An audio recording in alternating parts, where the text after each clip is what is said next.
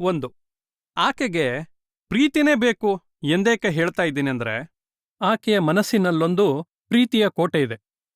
ಅದು 16ರ ತುದಿಮೊಗ್ಗರಳುವ ನವಿರುತನವೇ ಇರಲಿ, 45ರ ಮುಟ್ಟು ನಿಲ್ಲುವ ಮೆಟ್ಟಿಲೇ ಇರಲಿ, ಯಾವನೊಬ್ಬನೂ ನಾನು ಗಂಡು ಎಂದು ಆ ಕೋಟೆಯನ್ನು ಆಕ್ರಮಿಸಿಕೊಳ್ಳುವ, ಗೆಲ್ಲುವ ಹುಮ್ಮಸ್ಸಿನಲ್ಲಿ ಅಖಾಡಕ್ಕಿಳಿದು ಆಕೆಯನ್ನ ಮನಸಾರೆ ಗೆದ್ದು ಆಕೆ ಜಗಮರೆಯುವಂತೆ ಅಲ್ಲಿ ಕಾಲುರಿದ್ದು ಮಾತ್ರ ತುಂಬ ಕಡಿಮೆ.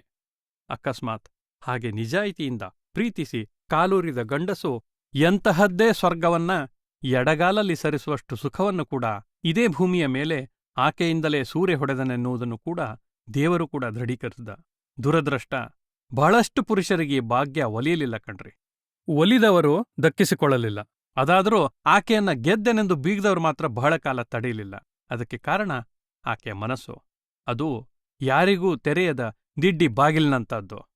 ಅಲ್ಲಿ ವಿಜಯ ಪತಾಕೆ ಹಾರಿಸಬೇಕೆಂದರೆ ಆಕೆಯನ್ನ ನಿಷ್ಕಳಂಕವಾಗಿ ಪ್ರೀತಿಸುವ, ಹಾಗೆ ಪ್ರೀತಿಸುತ್ತಲೇ ಆಕೆಯ ಬದುಕಿನ ಮೈ ಮನದ ಮೇಲೆ ಬೆಳದಿಂಗಳು ಅರಳಿಸುವ ಚಾಕಚಕ್ಯತೆ ಇಲ್ಲದಿರುವುದು. ಹಗಲು ಉರಿ ಸೂರ್ಯನ ಬಿಸಿಗಳಿದ್ರೂ ಆಕೆ ನಡೆದು ಹೋಗ್ತಾ ಇದ್ರೆ ಸುಮ್ಮನೆ ಆಕೆಯ ಮುಖದ ಮೇಲೊಂದು ಸುಳಿ ಮಿಂಚಿನಂತ ನಗು ಚಿಮ್ಮಿದೆ ಆದ್ರೆ ನೋ ಡೌಟ್ ನೀವು ಆಕೆಯ ಮನಸ್ಸಿನಲ್ಲಿ ಪ್ರತಿಷ್ಠಾಪನೆ ಆಗ್ಬಿಟ್ಟಿದಿರಿ ಅಂತ ಅರ್ಥ. ಅವನ ನೆನಪಾಗ್ತಿದ್ದಂತೆ ಆಕೆಯ ಮೈಮೇಲೆ ಜಾಜಿಯ ಮಳೆಗರೆದಂತೆ ಅನುಭೂತಿ ಉಂಟು ಮಾಡಿದ್ದೆ ಆದರೆ ನಿಜಕ್ಕೂ ಆ ಗಂಡಸು ಮುಕ್ತವಾಗಿ ಮನಸ್ಸು ಹರಿಬಿಟ್ಟು ಆಕೆಯ ಮನಸ್ಸಿನ ಎಲ್ಲ ಕೋಣೆಗಳ ಕದಗಳನ್ನ ಸಮುದ್ರದ ಹೆದ್ದರೆ ವೇಗದಲ್ಲಿ ಆಕ್ರಮಿಸಿಬಿಟ್ಟಿದ್ದಾನಂತೆ ಅರ್ಥ. ಅತ್ತ ದಿಡ್ಡಿ ಬಾಗಿಲೀಗ ಒಳಗಿನಿಂದ ಅಗುಳಿ, ಅಲ್ಲಿ ನೀವು ಮಾತ್ರ ಭದ್ರ.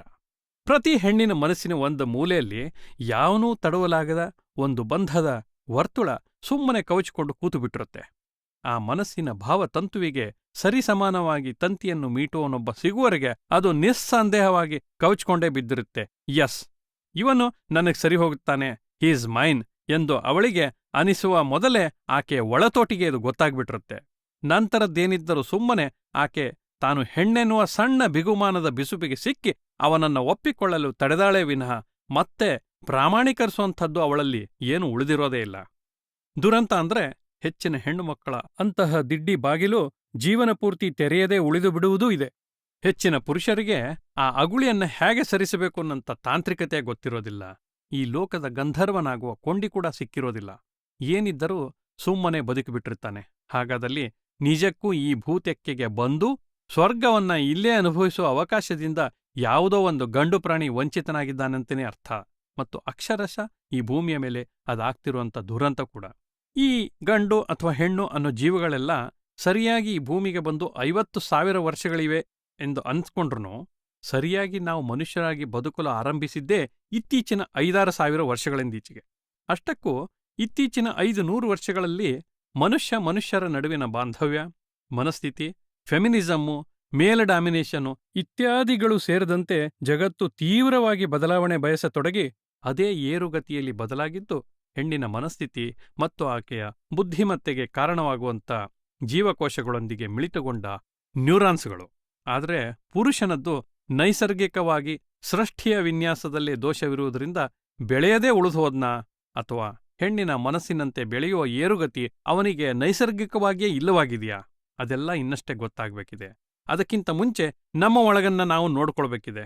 ಕಾರಣ ಜಗತ್ತು ಏನೇ ತಾಂತ್ರಿಕತೆ, ವಿಜ್ಞಾನ, ಅತೀಂದ್ರಿಯ ಶಕ್ತಿಗಳು, ಲಸ್ಟು, ಟೆಲಿಪತಿ, ಯೋಗ, ಮನೆಗಿಬ್ಬರಿಗೆ ನೌಕರಿ, 3 ಜನಕ್ಕೆ ಗಾಡಿ, ಕಾಫಿಗ ಒಂದಷ್ಟು ಅಫೇರು, ಇಬ್ಬರಿಗೂ ಪ್ರತ್ಯೇಕ ಬೆಡ್ರೂಮು, ಮನೆಗೆ2 ಟಾಯ್ಲೆಟ್ಟು, ಸೂರ್ಯಂಗೆ ಸ್ವಿಚ್ಚು, ಮನೆಗೆ ಬೋರ್ವೆಲ್ಲು, ವಯಸ್ಸನ್ನ ಯಾಮಾರಿಸುವಂಥ ದಿರಿಸುಗಳು, ಆಕೆ ಅನುಭವಿಸಲು ಯತ್ನಿಸುವ ಖಾಸಗಿ ಸುಖಗಳೆಂಬ ಅದ್ಭುತ ಫ್ಯಾಂಟಸಿ ವೀರಾಧಿವೀರರೇ ಬಂದರೂ ಆಕೆ ಮನಸ್ಸಿಗೆ ಬಾರದಿದ್ದರೆ ಯಾವನನ್ನೂ ಬಳಿಗೆ ಬಿಟ್ಟುಕೊಳ್ಳದ ಮನಸ್ಥಿತಿ, ಬಯಸಿ ಬದಲಾಗುತ್ತಿರುವ 3ನೇ ಲಿಂಗಿಗಳು, ಸರಕ್ಕನೆ ಕಚೇರಿಯಲ್ಲೂ ಆಕೆಯನ್ನು ಒದ್ದೆಗೀಡು ಮಾಡಿಬಿಡುವ ಅವನ ನೆನಪಿನ ಫೀಲು ಕಣ್ರಿ. ಇತ್ತ ಕಂಡಲ್ಲಿ ಮೈಸೋರುವ ಗಂಡಸರು, ಗಂಡನೊಂದಿಗೆ ಏನೇ ಮಾಡಿದರೂ ಒಸರದ, ಆದರೆ ಇವನೊಡನೆ ಮಾತಾಡುವಾಗಲೇ ಸರಕ್ಕನೆ ಒದಗಿಬಿಡುವ ಮಾದಕ ಕಾಮ, ಲೂಜು ಬೀಳುತ್ತಿರುವ ಪ್ರಕೃತಿ, ಹೀಗೆ ಯಾವ್ಯಾವುದೋ ಸಂಬಂಧವೇ ಇಲ್ಲದ ವಿಷಯದಲ್ಲೂ ಆಕೆ ಸರಸರನೆ ಎದ್ದು ನಿಂತು ಬೆಳೆದು ಬಿಡ್ತಾ ಇದ್ದಾಳೆ.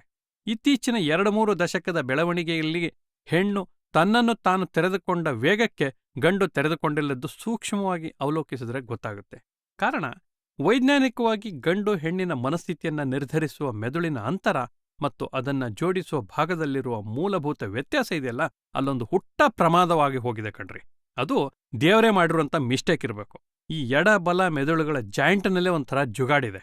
ಹಾಗಾಗಿ ಈ ಗಂಡ ಅನ್ನೋ ಪ್ರಾಣಿಯನ್ನ ಪಳಗಿಸೋ ಹೊತ್ತಿಗೆ ಹೆಣ್ಣು ತನ್ನ ಬದುಕಿನ ಅರ್ಧ ಚಾಪೆ ಸುತ್ತಿಬಿಟ್ಟಿರ್ತಾಳೆ. ಆದರೆ ಗಂಡನ ಬದಲಿಗೆ ಬೇರೆ ಪುಂಗವ ಮಾತ್ರ ಯಾಕಷ್ಟು ಸುಲಭವಾಗಿ ಪಕ್ಕಾಗಿಬಿಡ್ತಾನೆ.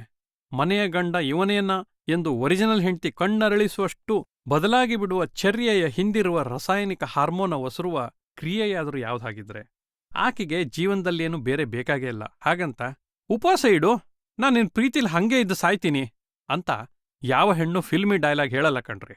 ಆದ್ರೆ ಯಾವತ್ತೂ ತನ್ನ ಹುಡುಗ ತನ್ನನ್ನು ಮಾತ್ರ ಪ್ರೀತಿಸ್ಲಿ, ತನ್ನೊಬ್ಬಳನ್ನೇ ಪ್ರಾಮಾಣಿಕವಾಗಿ ಪ್ರೀತಿಸ್ಲಿ ಅನ್ನೋದಿದೆಯಲ್ಲ, ಅದನ್ನ ಯಾವತ್ತೂ ಬದಲಿಸೋದಿಲ್ಲ. ಆದರೆ ಅದು ಗೊತ್ತಾಗೋ ಹೊತ್ತಿಗೆ ಆಕೆಯಲ್ಲೇ ಪ್ರೀತಿ ಸತ್ತು ಹೋಗ್ಬಿಟ್ಟಿರುತ್ತೆ. ಇವನಲ್ಲಿ ಮಾತ್ರ ಆಗಷ್ಟೇ ಹೊಸದಾಗಿ ಚಿಗುರುಡೆಯಲು ಆರಂಭಿಸಿದ್ರೂ ಕಾದಾರಿದ ಮೇಲೆ ತೇವವೇ ಉಳಿದಿರೋದಿಲ್ಲ. ಬದುಕು ಅಲ್ಲಲ್ಲಿ ಪಾಚಿಯಂತೆ ಜಾರತೊಡಗುತ್ತೆ. ಅಷ್ಟಕ್ಕೂ ಅದ್ಯಾಕೆ ಪುರುಷನೊಬ್ಬ ಹೆಣ್ಣಿನಷ್ಟೇ ವೇಗವಾಗಿ ಬದುಕನ್ನ ನಿರಂತರತೆಯ ದಾರಿಯ ಮೇಲೆ ಹಳಿಯ ಮೇಲಿಟ್ಟೆ ಓಡಿಸ್ತಾ ಇಲ್ಲ? ಉತ್ತರ ಹೀಗೆ ಅಂತ ಯಾವೊಬ್ನೂ ಕೊಡ್ತಾ ಇಲ್ಲ. ಇವತ್ತಿಗೂ ಯಾವ ಮೇಧಾವಿಯೋ ಇದರ ನಿಖರ ಉತ್ತರಕ್ಕೆ ಬದ್ಧನಾಗಿ ಕಾಲೂರಿ ನಿಲ್ತಾ ಇಲ್ಲ. ಕಾರಣ ನೈಸರ್ಗಿಕವಾಗಿ ವಿಪರೀತ ವಿಭಿನ್ನ ರಚನೆಯಲ್ಲಿ ವಿರುದ್ಧ ದಿಕ್ಕಿನಲ್ಲಿ ಪ್ರಚೋದನೆಗೊಳ್ಳುವ ಇಬ್ಬರ ಮನಸ್ಸುಗಳು ಏಕಕಾಲಕ್ಕೆ ಏಕ ಸಿದ್ಧಾಂತಕ್ಕೆ ಪಕ್ವಗೊಳ್ಳಲು ಸಾಧ್ಯವೇ ಇಲ್ಲ. ಮೂಲಭೂತವಾಗಿ ಗಂಡಿಗೆ ಪರಮ ಆಕರ್ಷಣೆಯಾಗಿ ಸುರತ, ಹೆಣ್ಣಿಗೆ ಅದು ಕೊನೆಯದಾಗಿ ಕಂದಾಯವಾಗಿಯೂ ಬದಲಾಗ್ತಿರುವಾಗ ಗಂಡು ಸ್ಪರ್ಶದಿಂದಲೇ ಪುನುಗುಬೆಕ್ಕಿನಂತೆ ಎದ್ದು ನಿಲ್ಲುವುದಕ್ಕೂ ಹೆಣ್ಣು ಕೇವಲ ಕಣ್ಣಿನ ನೋಟದಲ್ಲೇ ಕೂತಲ್ಲೇ ಮಾತೇ ಆಡದೆ ಒದ್ದೆಯಾಗಿ ಬಿಡ್ತಾಳಂತಾದ್ರೆ ಅದಕ್ಕೆ ವೈಯಕ್ತಿಕವಾಗಿ ನೈಸರ್ಗಿಕವಾಗಿ ಇಬ್ಬರ ರಚನೆಯಲ್ಲಿರುವ ವ್ಯತ್ಯಾಸವೇ ಕಾರಣ. ಹೊರತಾಗಿ ಉದ್ದೇಶಪೂರ್ವಕವಾಗಿ ಪ್ರಕ್ರಿಯೆಯ ಮೂಲಕ ಅವನ ಯಾವ ಕ್ರಿಯೆಯನ್ನು ನಾವು ನಮಗೆ ಬೇಕಾದಂತೆ ನಿಯಂತ್ರಿಸಲಾರೆವು. ಇದಕ್ಕೆಲ್ಲ ಕಾರಣವಾಗಿರುವ ಮನಸ್ಸನ್ನ ನಾವು ನಿಯಮಿತವಾಗಿ ಮತ್ತು ಆವರಿಸಿಕೊಳ್ಳುವಂಥ ಅನುಭೂತಿಯನ್ನ ಅನುಭವಿಸಲು ಅದನ್ನ ಸಿದ್ಧವಾಗುವಂತೆ ಹದ ಹೊಡೆಯದಿರುವುದೇ ನಮ್ಮ ಪ್ರಮುಖ ಸೋಲು. ಅದಕ್ಕೆ ಹೇಳಿದ್ದು, ಆಕೆಗೆ ಬೇಕಿರೋದು ಪ್ರೇಮವಾದರೆ ಅವನದ್ದು ಶುದ್ಧ ಕಾಮದಿಂದ ಉದ್ಭವವಾಗುವಂಥ ಪ್ರೇಮ ಅದು. ಆದರೆ ಪ್ರೇಮದಿಂದ ಕಾಮದತ್ತ ಪಯಣಿಸುವ ಬದಲಿಗೆ ಟರ್ನ್ ಹೊಡೆದಿದ್ದೇ ಆದರೆ ಇಲ್ಲಿಯವರೆಗಿನ ಫ್ರಸ್ಟ್ರೇಷನ್ನು, ಹಳವಂಡುಗಳು, ಮುಗಿಯದ ಆಕಾಂಕ್ಷೆಗಳು, ತೀರದ ದಾಹ, ಕೊನೆಗೆ ಅತಿ ಕ್ರೂರವಾಗಿ ದೈಹಿಕ ಯಾತನೆಯ ಹಂತದಲ್ಲೂ ಕೊನೆಗೊಳ್ಳತೊಡಗಿದೆಯಲ್ಲ. ನೀವು ಹಂಚ ಹೊರಟಿದ್ದು ಬರೀ ಹಸಿ ಹಸಿ ಕಾಮ ಕಣ್ರಿ. ಅದಕ್ಕಾಗಿ ಆಕೆ ಅದನ್ನೂ ಅರಗಿಸಿಕೊಂಡು ಆಳಕ್ಕಿಳಿದು ಹುಡುಕಿ ನೋಡಿದರೆ ಪ್ರೇಮ ಎಲ್ಲಿದೆ? ಎರಡಕ್ಕೂ ಮ್ಯಾಚೇ ಇಲ್ಲ. ಪ್ರೇಮವಿಲ್ಲದೆ ಕಾಮವಿಲ್ಲ. ಕಾಮಕ್ಕಾಗಿ ಮೂಡುವ ಪ್ರೇಮ ಶಾಶ್ವತ ಅಲ್ಲ. ಆಯಾ ಕಾಲಘಟ್ಟದಲ್ಲಿ ಪ್ರೇಮವಾಗಿದ್ದು ಭವಿಷ್ಯತ್ತಿನಲ್ಲಿ ಹಾದರವಾಗುವ ಸಾಧ್ಯತೆಯನ್ನು ಹೇಗೆ ತಳ್ಳಿಹಾಕೋಣ? ಒದ್ದೆಯಾದ ಬಾವಿಯೊಂದೇ ಅಂತಿಮವಲ್ಲವಲ್ಲ. ಹಾಗಂತ ಪುರುಷ ಕಾಮದಿಂದ ಪ್ರೇಮಿಸುತ್ತೇನೆಂದು ಹೊರಟು ನಿಂತು ಆಕೆಯನ್ನು ಗೆದ್ದ ಅಥವಾ ತಾನು ಸೋತಾದರೂ ಗೆದ್ದ ಉದಾಹರಣೆಗಳಿಲ್ಲ.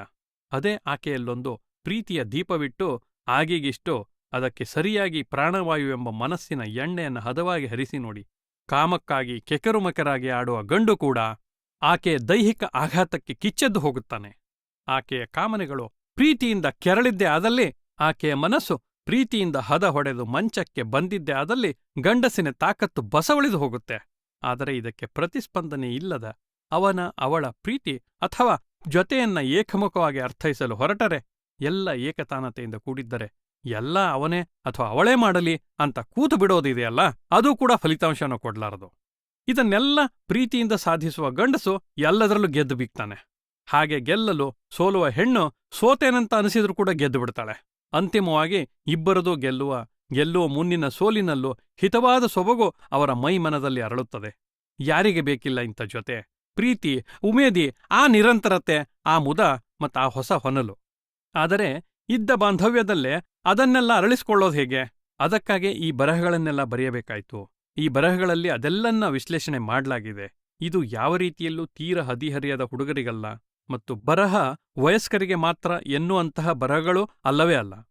ಏನಿದ್ದರೂ ಒಂದು ಹಂತದ ಪ್ರೇಮ ಮತ್ತು ಕಾಮ ಎರಡೂ ಸ್ತರಗಳ ಹೊಡೆತಕ್ಕೆ ಈಡಾಗಿ ಈಚೆ ಬಂದಿರುವ ಮಧ್ಯವಯಸ್ಸಿನ ಸಮೀಪಿಸುತ್ತಿರುವ, ಅದಕ್ಕೂ ಮೊದಲೇ ಜೀವನದ ಮೋಹಗಳಲ್ಲಿ ಮಜಲುಗಳನ್ನು ಕತ್ತಲಾಗಿಸಿಕೊಂಡಿರುವ, ಯಾವ ರೀತಿಯಲ್ಲೂ ಗಂಡನ್ನು ಹೆಣ್ಣನ್ನು ಅರಿಯಲಾಗದೆ ಹೋಗುತ್ತಿರುವ, ನಾನೇಕೆ ಕೇಳಲಿ, ನಾನೇಕೆ ಮೇಲ್ಬಿದ್ದು ಹೋಗಲಿ ಎಂದು ಯಾವ ಕಾಲಕ್ಕೂ ಮುಗಿಯದ ಅಹಂ ಉಳಿಸಿಕೊಂಡು ಬಿಟ್ಟಿರುವ ಇಬ್ಬರನ್ನು ಪ್ರಶ್ನಿಸಲಿರುವ, ಹಾಗೆ ಅಹಮ್ಮನ್ನು ಉಳಿಸಿಕೊಂಡು ಸಾಧಿಸುತ್ತಿರುವುದಾದರೂ ಏನನ್ನು ಎಂದರೆ ಕೊನೆಗುಳಿಯುವುದು ಶೂನ್ಯವೇ. ಕಾರಣ ಪ್ರೀತಿ ಯಾವತ್ತೋ ಅಹಂಗೆ ಗುಲಾಮಗಿರಿ ಮಾಡಿದ್ದು ಇತಿಹಾಸದಲ್ಲೇ ಇಲ್ಲವಲ್ಲ. ಹಾಗಿದ್ದಾಗ ಅದರ ಹೊರತಾದ ಬಾಂಧವ್ಯವನ್ನ ಹೊಂದಲು ಅನುವಾಗಲು ಇದು ನಿಮ್ಮೊಂದಿಗೆ ನಿಲ್ಲಲಿದೆ. ನೀವು ಅವಳಿಗೆ ಹೇಳಲಾಗದೆ ಉಳಿಸಿಕೊಂಡ ಅಹಂನ ಉಸಿರುಗಳಿವೆಯಲ್ಲ, ಹುಡುಗಿಯೊಬ್ಬಳು ಅವನಿಗೆ ಹೇಳದೆ ತಡವರಿಸುವ ತುಮಲಗಳಿವೆಯಲ್ಲ, ಅವನ್ನೆಲ್ಲ ಕೊಸರಾಡುತ್ತಾ ಉಸಿರುಗರೆದು ಸಮಜಾಯಿಸುವ ಬದಲಿಗೆ ಈ ಪುಸ್ತಕವನ್ನು ನಿಮ್ಮ ಪಾಲುದಾರರಿಗೆ ಒಂದ್ಸಲ ಓದಕ್ಕೆ ಕೊಟ್ಟು ಎದ್ದುಬಿಡಿ. ಸುಮ್ಮನೆ ಅವರಿಗೆ ಇದನ್ನೆಲ್ಲ ಹೇಗೆ ಹೇಳುವುದು ಎನ್ನುವ ಕಾರಣಗಳನ್ನು ದೂರವಿಟ್ಟು ಒಂದೆಡೆ ಕೂರಿಸಿ ಓದಿಸುವುದನ್ನಾದರೂ ಮಾಡಬಹುದಲ್ಲ. ಕಾರಣ ಇದರಲ್ಲಿ ಇರೋದು ನೀವಿಬ್ರೇ.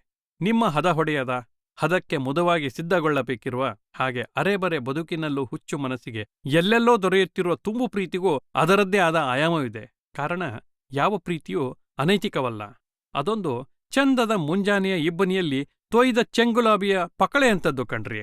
ಹನಿ ಸಿಂಪಡಿಸಿಕೊಳ್ಳಬೇಕಿರುವ ನಾವು ಅದನ್ನು ಯೋಚಿಸಬೇಕಿದೆ. ಅಷ್ಟಕ್ಕೂ ಅಂತಹ ಹನಿಯ ಮೂಲ ಯಾವುದು? ಅದು ಪ್ರೀತಿನೇ ಅಲ್ವಾ? ನಾನು ಹೊರಟಿದ್ದು ಅದನ್ನೇ.